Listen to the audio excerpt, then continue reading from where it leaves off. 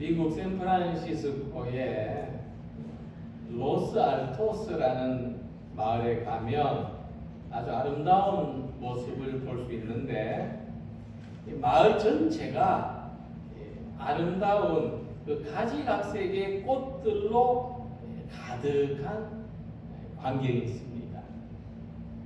근데 이 출발은 한 사람의 우편 배달로부터 시작되었습니다. 오래전 이 도시에 요한이라는 그 우체국 직원이 있었는데, 그는 매일 똑같은 시간에 똑같은 길을 다니면서 우편물을 배달했습니다. 근데 이 일을 한 15년쯤 하고 나니까 이 똑같은 일을 반복하는 것에 회의를 느꼈어요. 그는 하나님을 믿는 사람인지라 하나님께 이렇게 기도했습니다. 이 일을 계속 해야 되겠습니까? 다른 일로 바꿔야 되겠습니까? 그렇게 기도하는 중에 하나님은 어느 날 생각지도 못한 감동을 주셨습니다. 지금 하는 일을 보람있게 할 수 있는 방법을 찾아보라 하는 겁니다. 계속 할까 그만둘까 기도하고 있었는데, 그러지 말고 지금 하는 일을 보람있게 할 수 있는 방법을 찾아봐라. 그래서 그는 그런 감동을 간직하고, 내가 이 매일 똑같은 일을 어떻게 보람있게 할 수 있을까 생각하고 있는 중에 어느 날 어떤 집에 편지를 배달하러 갈 일이 있었어요. 그래서 마당 입구에 자전거를 세워놓고 마당으로 들어가는데, 이 마당이 넓은 마당인데 잡초만 가득한 마당이에요. 그걸 보면서 야, 바로 이거구나 하는 영감을 얻었습니다. 다음날 그는 동네에 들어올 때 그 언덕에 자라고 있는 그 야생화 씨앗들을 한 줌 받아가지고 그 집 마당에 군데군데 몰래 뿌려놓고 갔습니다. 그리고 다음에 보니까 이 그 집 마당에 아름다운 꽃들이 가득 피어 있는 것을 봤습니다. 이게 기도 응답이구나 생각을 한 그는 이제 틈나는 대로 동네 빈 땅에 꽃씨를 뿌리고 가꾸는 일을 하기 시작했습니다. 완전히 이제 주업과 본업이 바뀐 거죠. 우편 배달하는 거는 부업이 된 거예요. 그가 주로 하는 일은 동네에 꽃씨를 심는 거예요. 몇 년이 지나고 나니까 동네 사람들도 그게 좋았든지 한 사람 한 사람 이 요한과 함께 꽃밭을 가꾸기 시작했어요. 몇 년 지나지 않아서 동네 전체가 꽃밭이 된 거예요. 그리고 이 마을이 그래서 유명해졌어요. 계절마다 철마다 아름다운 꽃들이 가득한 유명한 마을 로스 알토스가 된 겁니다. 살면서 우리는 한 사람이 세상에 끼치는 영향이 얼마나 큰지를 피부로 느낍니다. 세상엔 정말 사람 하나가 중요하구나 하는 생각을 합니다.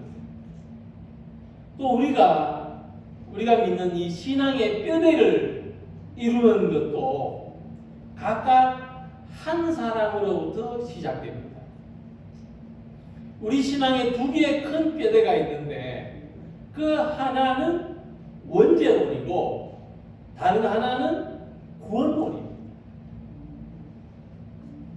원죄론은 아담의 범죄로 모든 사람이 이 죄의 영향력을 물려받았다는 것입니다.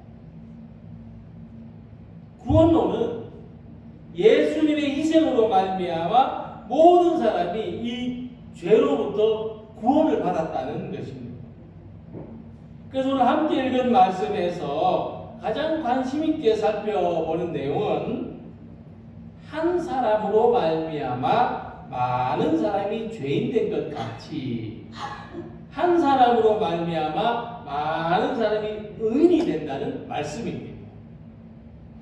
19절에 한 사람이 순종하지 아니함으로 많은 사람이 죄인 된 것 같이 한 사람이 순종하심으로 많은 사람이 의인이 되리라 하는 말씀이죠. 히브리어를 보면 아담이라고 하는 이름이 어느 한 개인의 이름으로도 사용되지만 사람을 가리키는 일반적인 의미로도 사용이 됩니다. 아담, 그냥 사람 이런 뜻으로도 쓰인다는 거죠. 예수라는 이름도 마찬가지입니다. 예수라는 이름도 흔한 이름이에요. 구약시대 때는 호세아 또는 여호수아 이렇게도 발음했던 대단히 평범한 이름입니다. 우리 국어책에 초등학교 국어책에 뭐 영희야 철수야 나오는데 어떤 사람 말하기를 그 초등학교에 나오는 철수야 이런 이름이 예수라는 이름이 가진 평범함이라고 했습니다. 그래서 이 이름들 아담, 예수 이 이름들이 각각 상징하는 것은 어느 누구든지 한 사람의 삶이 이토록 많은 사람들에게 모델이 되고 그 끼치는 영향이 이처럼 크고 중요하다. 우리 한 사람. 그래서 우리가 이 한 사람들은 우리가 세상을 살아갈 때 어떤 영향을 더 많이 받아야 하는지를 보여줍니다. 우리도 아담의 모델을 따라 살아가느냐 예수님의 모델을 따라 살아가느냐에 따라서 우리도 한 사람의 새로운 모델이 되는 겁니다. 그래서 우리는 아담의 모델로 살아갈 수도 있고 예수의 모델로 살아갈 수도 있습니다. 오늘의 말씀을 통해서 우리는 어떤 모델이 되어야 할지 함께 생각해 보면서 은혜를 나누도록 하겠습니다. 먼저 한 사람으로 말미암아 죄가 세상에 들어왔다. 로마서 5장 12절 말씀과 같이 아담은 세상에 죄를 가지고 왔습니다. 창세기에 의하면 하나님의 창조가 나타나는데 하나님은 무엇을 창조하셨습니까? 빛을 창조하셨고 또 세상들을 창조하셨는데 눈에 보이는 것도 창조하셨지만은 눈에 보이지 않는 질서를 창조하셨습니다. 그래서 이 지구를 코스모스라고도 하죠. 우주를 코스모스라고도 합니다. 질서 있다, 조화롭다 이런 뜻입니다. 다시 말해서 하나님은 죄나 어둠이나 죽음, 고통 이런 것들은 창조하지 않으셨어요. 이건 창조하신 게 아닙니다. 그러면 하나님이 창조하지 않으신 것이 왜 세상에 있느냐? 이것은 바로 하나님의 창조의 질서에 순종하지 않은 한 사람 때문입니다. 이 사람이 가지고 들어왔다. 그래서 로마서 5장 12절에 죄로 말미암아 사망이 들어왔나니 하고 있습니다. 사망이 하나님 창조하지 않으신 건데 죄로 말미암아 들어온 거예요. 이같이 모든 사람이 죄를 지었으므로 사망이 모든 사람에게 이르렀느니라. 그러니까 이 사망이 들어온 다음부터는 쫓아낼 수가 없는 거예요. 모든 사람에게 이르는 게 된 것이죠. 초대 교회에 초기 교회에 큰 가르침을 남겼던 아우구스티누스는 말하기를 악은 뭐냐? 악은 선의 결핍이라고 했습니다. 근데 우리 누구나 선한 모습도 가지고 있고 악한 모습도 가지고 있어요. 그가 했던 유명한 말 중에 젖먹이 아이조차 정말 아기는 있는 모습 그대로 이쁘잖아요. 선한 모습이 있는 반면에 악한 모습도 있더라. 지가 엄마 젖을 배불리 먹었는데 다른 애한테 젖을 좀 주려고 하니까 아주 싫어하면서 그 애를 젖을 못 먹게 밀치더라. 어린애들도 그러더라. 이런 유명한 이야기가 있죠. 그래서 우리는 다 어린애부터 어른까지 다 선한 모습도 있고 악한 모습도 있는 거예요. 그런데 어느 한쪽이 결핍되는 순간 다른 한쪽이 우세해질 수밖에 없어요. 빛이 강해지면 어두움이 약해지고 어두움이 강해지면 빛이 약해집니다. 생명의 기운이 강해지면 죽음의 기운이 약해지고 죽음의 기운이 강해지면 생명의 기운이 약해지는 거예요. 우리 삶이 그런 겁니다. 그래서 선이 강해지면 악이 약해집니다. 악이 강해지면 선이 약해질 수밖에 없는 거예요. 아담이 세상에 죄를 가지고 들어온 것은 아담에게 선이 결핍되어 있었기 때문입니다. 우리는 그것을 뭐라고 합니까? 하나님의 말씀에 순종하지 않는 것이다. 그렇게 말하죠. 그러면 우리는 지금 나한테는 무엇이 더 우세하고 무엇이 결핍되어 있는지 생각해 볼 수 있어야 되겠습니다. 지금 나는 누구의 모델에 더 가까운가? 나는 아담의 모델에 더 가까운가? 나는 예수님의 모델에 더 가까운가? 우리 자신을 한번 생각해 보자고요. 사도 바울이 말했습니다. 한 범죄로 많은 사람이 정죄에 이른 것 같이. 그러니까 이 많은 사람이 아담의 모델을 따라서 살았다는 겁니다. 사람은 아담을 싫어해요. 우리도 아담을 싫어하죠. 그가 인류 최초의 사람인 것은 맞지만 좋아하지 않습니다.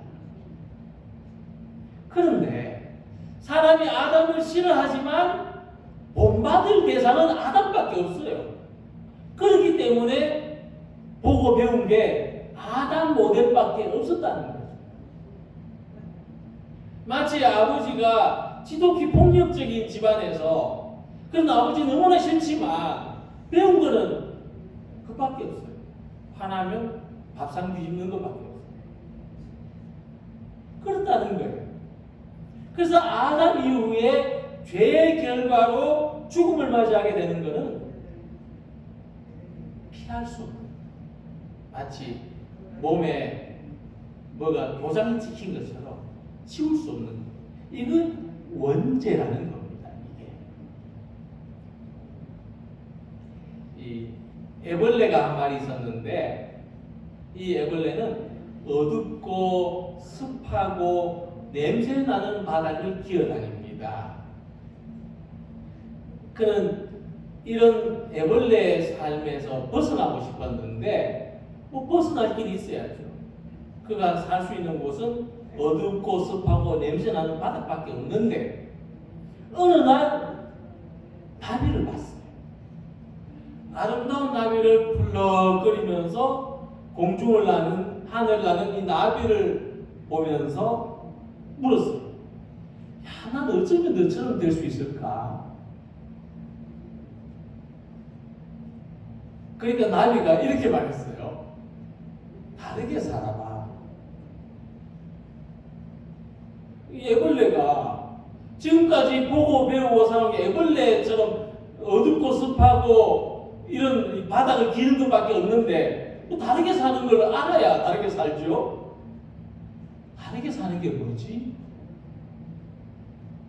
다리가 이렇게 말했어요. 내 몸에서 실을 뽑고 내가 들어갈 집을 만든 다음에 거꾸로 매달리는 게 다르게 사는 거야. 나비는 애벌레가 번데기가 되고 나비가 되는 과정을 설명해 줄 거예요. 애벌레 한 번도 그렇게 살아본 적이 없어요. 다르게 산다는 게 낯설고 두려웠지만 나비가 말한 대로 자기의 옥무늬에서 실을 뽑아내고 그리고 자기가 들어갈 집을 실로 만든 다음에 그 속에 들어갔어요. 죽는 것 같겠죠? 이러다 내가 죽는 거 아닌가? 그런데 시간이 지난 후에 애벌레한테는 변화가 일어나기 시작했어요.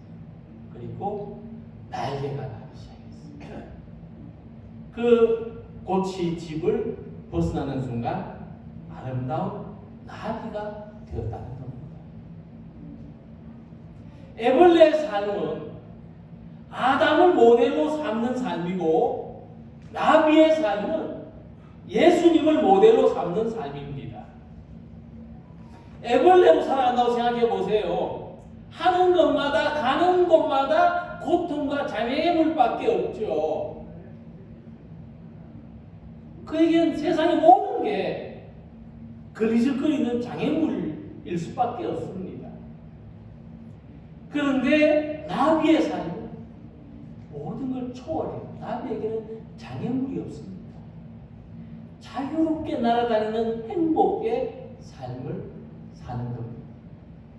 그래서 나비에게서 배우고 나비가 된 애벌레 이야기처럼 우리는 아담의 모델을 따라 살아가지 않도록 예수님을 보고 예수님을 본받아야 됩니다. 히브리서 12장 2절에 말씀했습니다. 믿음의 주요 또 온전케 하시는 이인 예수를 바라보자. 그는 그 앞에 있는 기쁨을 위하여 십자가를 참으사 부끄러움을 게으르지 아니하시더니 하나님 보좌 우편에 앉으셨느니라. 오늘 우리들은 이같이 예수님을 바라보고 예수님을 배우고 예수님의 모델을 따라서 살아가는 우리 모두가 되시기를 소망합니다. 19절에서 말씀했습니다. 한 사람이 순종하지 아니함으로 많은 사람이 죄인 된 것 같이 한 사람이 순종하심으로 많은 사람이 의인이 되리라. 자, 아담의 삶의 특징, 아담의 모델의 특징이 뭐냐면 하나님께 순종하지 않은 겁니다. 우리가 아담의 영향력 아래에 있다는 것은 무슨 말이냐면 우리도 하나님께 순종하는 삶을 좋아하지 않는다는 겁니다. 나도 하나님께 순종하는 걸 안 좋아해요. 자, 그러면 아담 왜 하나님께 순종하는 걸 안 좋아했을까? 그렇죠? 우리가 교회에서 배우고 우리가 아는 신앙의 상식으로는 하나님께 순종하는 게 축복인데 그런데 왜 아담은 하나님께 순종하는 게 안 좋았을까? 왜 우리한테는 내 안에는 하나님께 순종하는 게 좀 덜 좋아하는 뭔가 부담스러운 그런 게 있을까? 그 이유를 창세기에서 이렇게 말씀합니다. 여자가 그 나무를 본즉 먹음직도 하고 보암직도 하고 지혜롭게도 할 만큼 탐스럽기도 한 나무인지라 여자가 그 열매를 따먹고 자기와 함께 있는 남편에게도 주매 그도 먹은지라.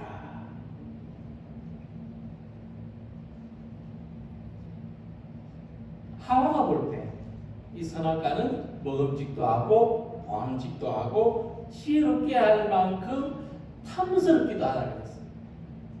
아담한테는 그렇게 안 보였을까요? 아담도 하와가 보는 거하고 똑같이 봤을 거란 말이죠. 그러니까 하나님의 말씀이 무시되는 거예요.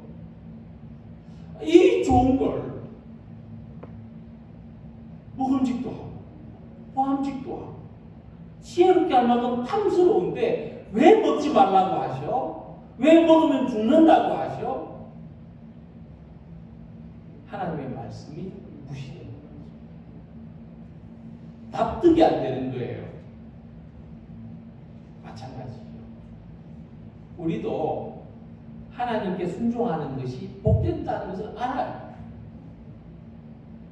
우리가 몰라서 순종하지 않는 게 아니에요. 그런데 우리가 하나님께 순종하기 어려운 것은 먹음직도 하고 보암직도 하고 지혜롭게 할 만큼 탐스러운 것을 우리가 보고 있기 때문에 그렇습니다. 만약 선악과가 맛없어 보이고 뭐 반쯤 썩어 있고 뭐 고약한 냄새가 나거나 아주 뭐 돌덩이처럼 이상하게 생겼다면 아담과 하와가 하나님 말씀에 순종하기 쉬웠을 거예요. 그러니까 하나님 먹지 마라 하셨지. 얼핏 봐도 저거 먹으면 큰일 나게 생겼네. 안 먹었을 거예요. 우리도 마찬가지예요. 내가 선택하고 내가 원하는 것이 우리는 무엇을 선택합니까? 무엇을 원합니까? 먹음직스럽고 보암직하고 지혜롭게 할 만큼 탐스러운 걸 선택하죠.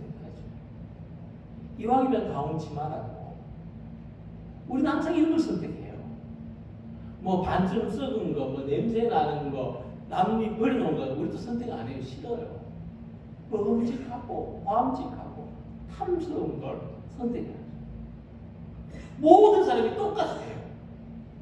그렇기 때문에 내 뜻대로 하기가 쉽고 하나님께 순종하기가 어려운 겁니다. 그런데 놀라운 것은 예수님은 안 그랬다는 거예요. 분명히 예수님도 선택하는 게 있었어요. 예수님도 마찬가지로 십자가의 잔, 고난의 잔을 받지 않는 걸 원하셨어요. 그러니까 예수님도 먹음직도 하고 보암직도 하고 지혜로운 것을 선택한 거죠. 원하신 거죠. 누구나 똑같아요. 모든 사람이 하는 거예요. 고난을 피하고 싶은 거예요. 그런데 예수님 이렇게 기도하십니다. 내 아버지여 만일 할만하시거든 이 잔을 내게서 지나가게 하옵소서. 그러나 여기서부터가 중요한 거죠. 나의 원대로 마시옵고 아버지의 원대로 하옵소서. 그러니까 예수님이 보여주신 모델은 뭐냐면은 내가 볼 때 먹음직도 하고 보암직도 하고 지혜로운 탐스러운 것을 선택하는 것이 아니고 하나님의 뜻을 선택하는 거예요. 아버지의 뜻대로 하옵소서. 하나님의 뜻에 순종하는 것을 사도 바울은 어떻게 말씀했는가 하면 자기를 비웠다 이렇게 말씀하셨어요. 우리도 자기를 비워야 하나님의 뜻대로 살아갈 수가 있습니다. 자기가 원하는 것, 자기의 욕구, 자기의 그 본성까지도 비웠다는 거예요. 예수님은 자기 욕구를 비우셨기 때문에 거기에 하나님에 대한 순종이 채워질 수 있었습니다. 근데 우리가 생각해 보면은요, 먹음직도 하고 보암직도 하고 탐스러운 것만 쫓아서 사는 삶에는 은혜가 없어요. 예전에 시장에 가면은 막 옷을 이렇게 막 쌓아놓고 뭐 골라 뭐 한 벌에 뭐 5천 원 뭐 이랬잖아요. 그런데요, 사람들 눈이 다 비슷한 건지 예쁜 옷은 서로 가져가려고 싸워요. 옷이 이만큼 쌓여 있는데 한 벌 가지고 서로 자기가 가져가겠다고 싸운다니까요. 그러니까 이 우리의 삶에 모든 사람이 먹음직하고 보암직하고 탐스러운 것을 쫓아 사는데 거기는 항상 다툼과 경쟁이 있습니다. 신뢰를 저버려요. 약속을 금방 뒤집어 버립니다. 거기에는 분열이 있어요.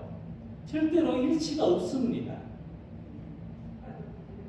나 예수님처럼 세상에 은혜를 가져오려는 삶에는 내가 원하는 대로가 아니고 하나님이 원하십니다.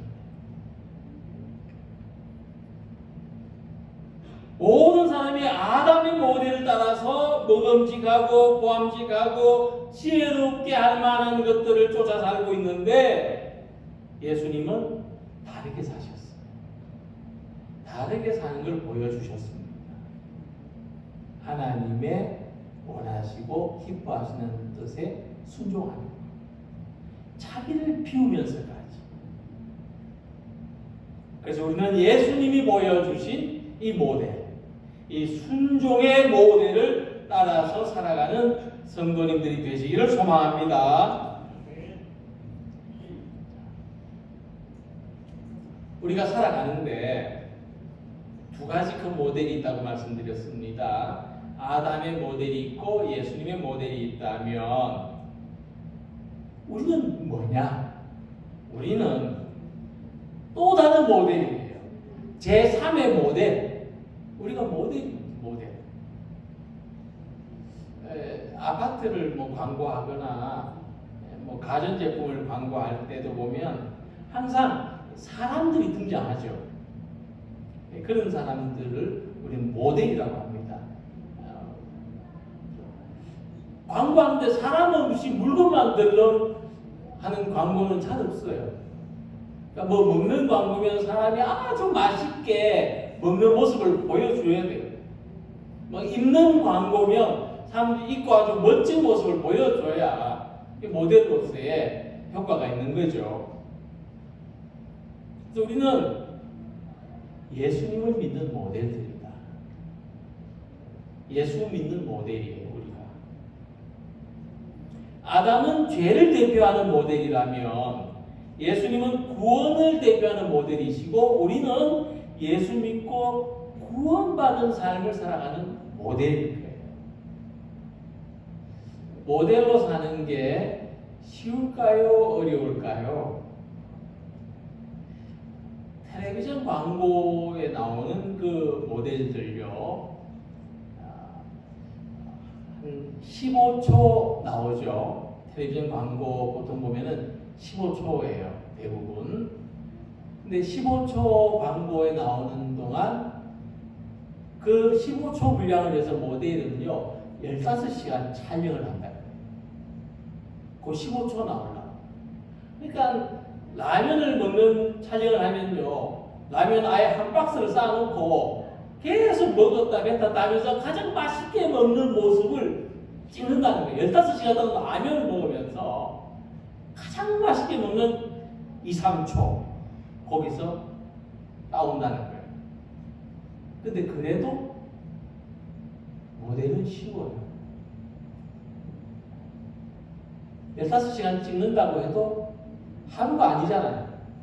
하루 24시간. 자, 그렇다면 우리의 분량은 얼마일까? 구원받은 삶을 살아가는 모델, 예수 믿는 모델, 우리는 얼마쯤 촬영하면 될까요? 일주일에 교회 와서 1시간 촬영하면 될까요? 아니죠? 평생이에요, 평생. 우리는 15초짜리 모델이 아니고요. 우리는 평생 모델이에요. 그러니까 구원받는 게 어려운 게 아니고요. 어떻게 생각해보면 구원받는 게 어려운 게 아니에요. 구원받은 이후가 더 어려운 거예요. 예수 믿는 모델로 살아가는 게, 평생 예수 믿는 모델로 살아가는 게 더 어려운 거예요. 이건 연기로 보여줄 수 있는 게 아니거든요. 그러니까 예수 믿고 구원받은 삶을 연기할 수는 없는 거거든요. 실제로 내 삶 속에서 경험하면서 살아가야 하는데, 이게 우리에게 굉장히 중요하다. 중요하다. 이번에 중국에 며칠 있어 보니까요, 상하이라는 이 도시가 예전에 알고 있던 중국과는 많이 다르다는 것을 경험했습니다. 우리 중국 하면 어떤 생각이냐면, 중국은 불결하다, 깨끗하지 않다, 시끄럽다, 무질서하다, 질서가 없다. 근데 제가 직접 경험해 본 게 뭐냐면요, 하루에 거의 15,000보 이상씩 걷고, 워낙 땅이 넓으니까 그렇게 다녔는데도요, 무단횡단하는 사람 하나 못 봤어요. 뭐 어떤 도로가 좁은 데는 그냥 2차선밖에 안 되는데 다 신호들을 지켜요. 중국 사람들이 원래 말할 때 좀 시끄럽잖아요. 그건 있어요. 말할 때 좀 시끄러운 건 있어요. 그런데 자동차 경적 소리 나지 않아요. 간혹 하이빔을 올리는 사람들 뒤에서 신호를 빵빵 안 해요. 그러니까 이런 생각이 들었어요. 내가 중국에 대한 이미지가 나한테 잘못 심어져 있었구나. 근데 그것도 이유가 있어요. 무슨 이유가 있냐면은, 좋지 않은 모델을 본 거예요. 중국에 대해서 좋은 모델을 본 게 아니고 좋지 않은 모델. 뭐 영상에서 볼 때도 질서 안 지키고 아무데나 버리고 막 싸우고 이런 것만 본 거예요. 좋은 모습은 못 보고. 저는 이런 생각을 합니다. 세상에 있는 사람들도 우리 교회를 바라볼 때 혹시 좋은 모습은 안 보고 좋지 않은 모습만 자꾸 보고 있는 것은 아닌가? 우리가 신앙생활 할 때 좀 좋은 모델을 보고 나도 저렇게 예수 믿어야지라고 하기보다는 좋지 않은 모델을 보고 난 저렇게는 안 해야지 하는 이런 마음으로 신앙생활을 하고 있지 않았는가. 그래서 오늘 우리들도 피할 수 없는 모델이다. 피할 수 없이 우리도 모델이 됐어요. 이렇게 모인 곳이 교회입니다. 그래서 우리는 죄를 세상에 들여온 아담을 본받는 모델이 아니라 은혜를 세상에 가져오신 예수님을 본받는 모델들이 되시기를 소망합니다. 그래서 15절에 한 사람 예수 그리스도의 은혜로라고 말씀했습니다.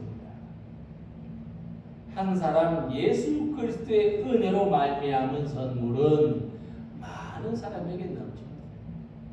예수님 모델은 세상에 좋은 선물을 가져오신 모델. 나라는 존재가 다른 사람에게 이 세상에 선물이 돼요. 그런 삶, 그런 모델. 그래서 예수님은 우리에게 은혜를 주신 한 사람입니다. 우리는 아담과 같은 사람이 될 수도 있고 예수님과 같은 사람이 될 수도 있습니다. 그러나 아담처럼 살기는 어렵지 않습니다. 따로 배울 필요도 없습니다. 그냥 먹음직하고 보암직하고 지혜롭게 할 만큼 탐스러운 것만 쫓아다니면서 살면 됩니다. 그러나 예수님처럼 살아가려면 우리는 다르게 살아야 합니다. 우리가 은혜의 통로가 되어야 합니다. 세상의 선물이 되어야 합니다. 그래서 오늘 우리 각 사람을 통해서 이와 같은 하나님의 은혜가 세상에 드러나기를 소망합니다. 오늘도 구원받은 삶을 살아가는 모델, 예수 그리스도를 믿는 모델, 이 귀한 삶을 살아가는 우리 모두가 되시기를 주님의 이름으로 기원합니다. 기도드리겠습니다.